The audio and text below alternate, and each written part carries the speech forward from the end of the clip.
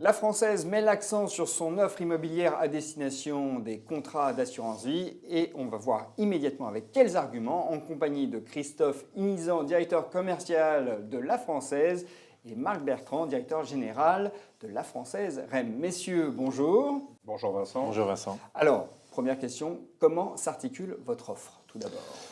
Écoutez, de manière extrêmement simple et lisible, 3 briques dans notre offre immobilière éligible à l'assurance vie aujourd'hui. Une première bien connue, c'est l'ASCPI sous forme d'unité de compte, donc éligible à l'assurance vie. On y reviendra, un véhicule pur qui permet de s'exposer à une catégorie d'immobilier professionnel. Une seconde brique que nous avons développée, qui est une approche fonds de SCPI, la multigestion appliquée à la SCPI. Autrement dit, le gérant s'attache bien sûr à sélectionner des SCPI de la Française, mais pas que de la Française. Donc il va aller regarder le marché pour saisir les opportunités au sein de ce marché de la SCPI, un fonds qui s'appelle Multimo.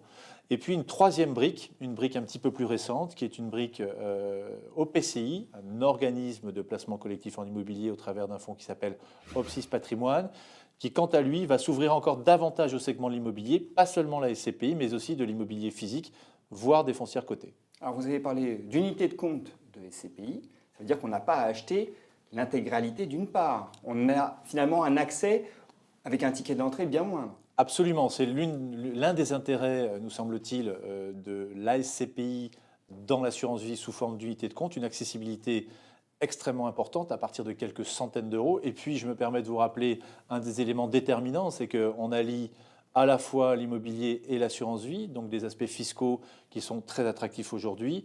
Et puis, un élément, lorsqu'on parle d'immobilier qui est central, c'est que la liquidité va être garantie par l'assureur lorsqu'on acquiert des parts de SCPI sous forme d'unité de compte dans l'assurance vie. Donc, avec l'assurance vie, enfin l'immobilier dans l'assurance vie, meilleure liquidité et puis avantage fiscal.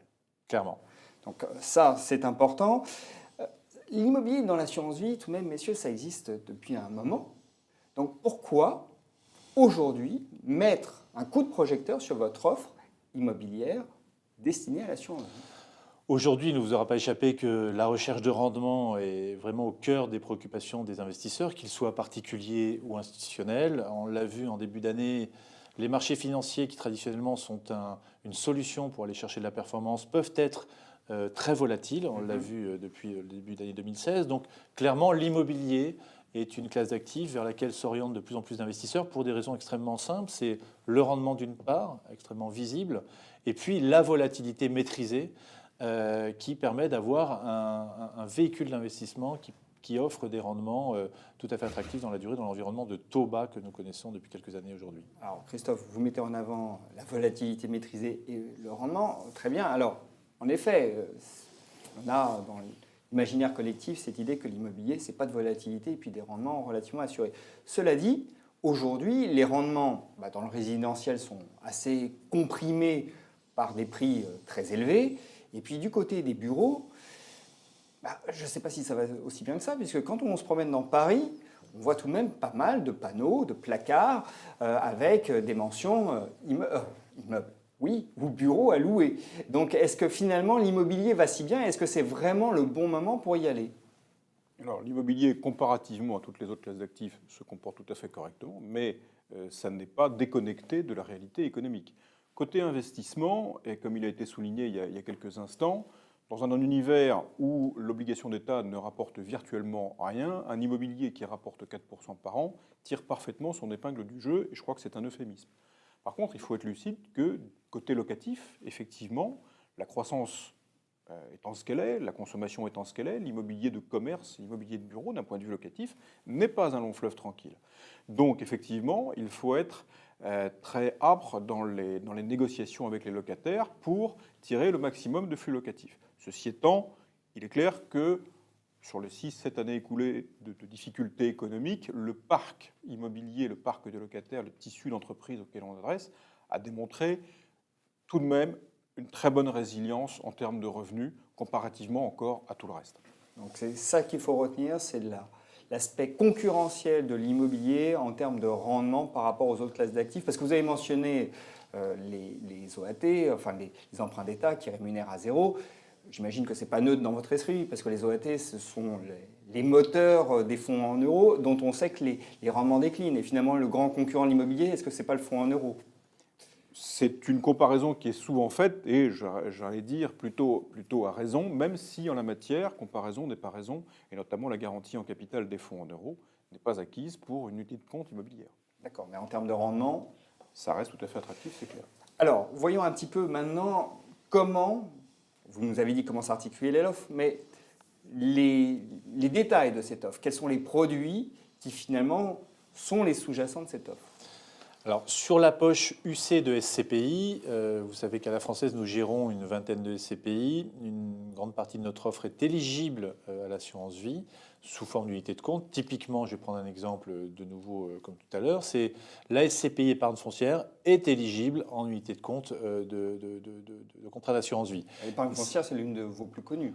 Oui, qui capitalise 1,5 milliard d'euros, qui l'année dernière a fait plus de 5 de performance et qui a un track record qui prône en sa faveur, si je puis me permettre, qui permet de s'exposer donc au bureau parisien dans des conditions qui nous semblent tout à fait intéressantes. Ça, c'est quand on veut un produit pur. Exactement. La seconde brique dont je parlais tout à l'heure, qu'on décline sous forme d'une solution qui s'appelle Multimo, qui est une approche fond de SCPI, la multigestion appliquée à la SCPI, qui est composée, donc, comme je vous l'indiquais, de SCPI de la française, mais pas seulement, va permettre d'avoir cette approche un petit peu plus diversifiante, mais au sein de l'univers des SCPI. Donc Multimo, typiquement l'année dernière, en 2015, a délivré une performance de 4%.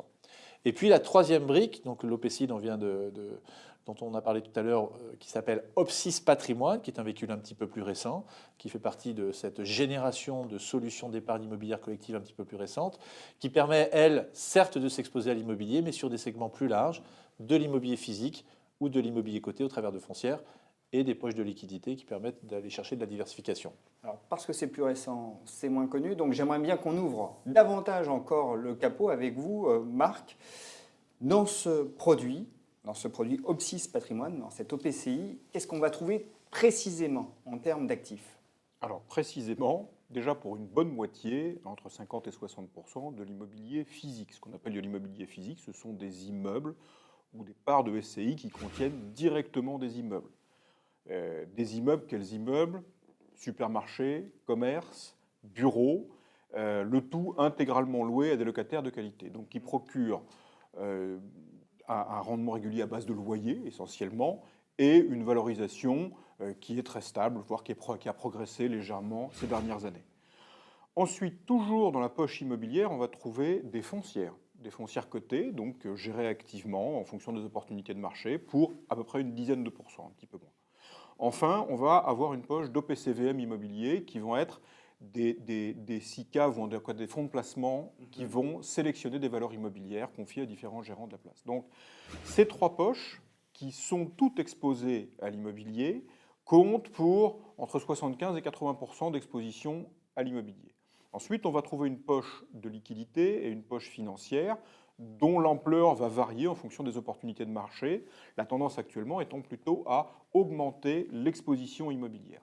Mais l'ensemble, vous le voyez, en termes d'exposition immobilière, on a quand même un produit exposé à entre 3 quarts et 80% à l'immobilier, avec un complément un peu plus opportuniste en matière financière. Mais c'est-à-dire que si on doit commencer à mettre de l'assurance, à mettre de l'immobilier dans l'assurance vie, est-ce qu'il ne faut pas plutôt souscrire d'abord l'OPCI que les autres solutions que vous avez évoquées?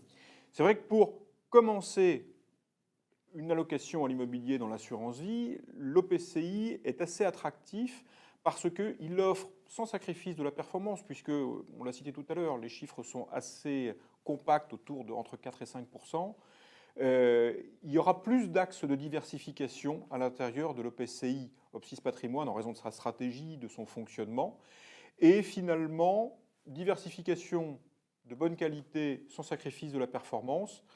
Quand on n'a pas forcément envie de s'investir dans une compréhension très profonde de toute la mécanique immobilière, ça fait sens. Bon, en tout cas, quel que soit le support, quand on songe à investir dans l'immobilier, on a tout intérêt à le faire dans le cadre de l'assurance vie. C'est vraiment le message aujourd'hui. Clairement. Messieurs, merci. Merci Vincent. Merci Vincent.